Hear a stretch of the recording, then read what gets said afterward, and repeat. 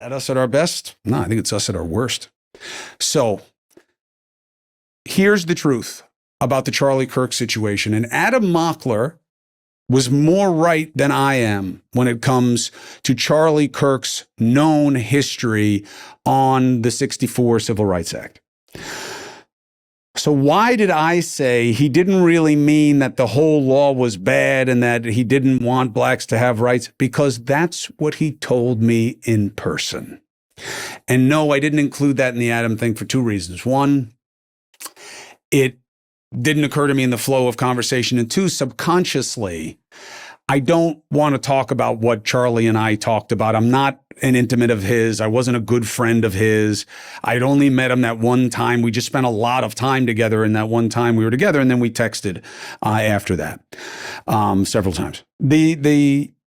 So I said to him, what the fuck, Charlie? I mean, the 64 Civil Rights Act was one of the most formative aspects of equality in this country. And he's like, well, I'm not saying that blacks shouldn't have had the right to vote. Minorities shouldn't have the right to vote. Of course they should.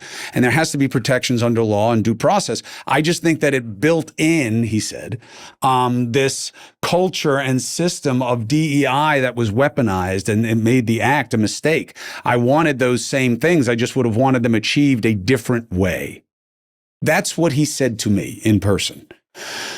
And I agree. He was very clumsy with it. He would say, I know this is really radical, which I guess was his way of coding that this is kind of stupid, but it feels good.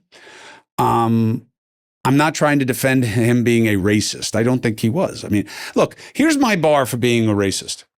If I ask you if you're a racist, you'll say yes. Now, you can say, well, there are a lot of people who are racist who are afraid to say it. Not in my experience if there's no camera around. I hear people say it all the time in different ways. Not always just racist, but prejudiced. 100%. I hear it all the time. I can't tell you how many people think that gays, they'll lump them in with trans. I feel bad for gays, by the way. This trans thing it's been especially hard for them because, they are part of a discriminated community. I mean, we've made some good progress as a non-gay culture in how we regard and respect and equalize gay members of society. We've made progress.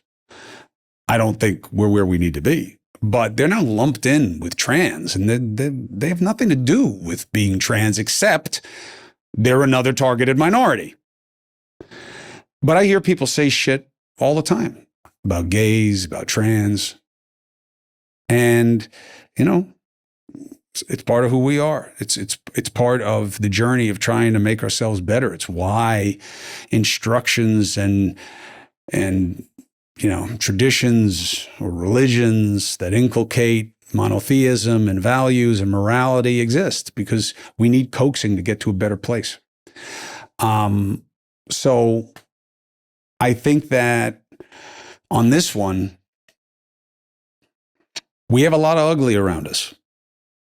And I don't know what the answers are. I really believe the ugly is winning. And there's an aspect of Dr. King's quote.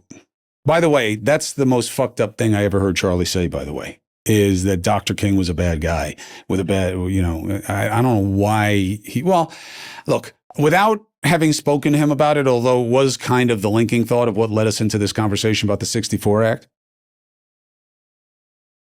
there's such a temptation for these digital guys to be provocative and say outrageous shit that it's hard for them to stop themselves sometimes.